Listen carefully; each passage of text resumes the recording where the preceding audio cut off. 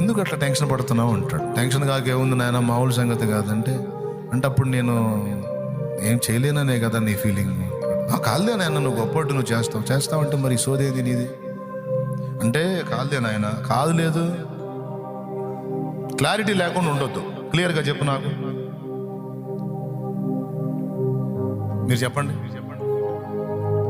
దేవుడు అడుగుతున్నాడు, చెప్పండి, నన్ను నమ్ముతున్నావా లేదా? నమ్ముతున్నావా? ఇక నువ్వు భయపడ్డావంటే మామూలుగా ఉండదు అంటాడు.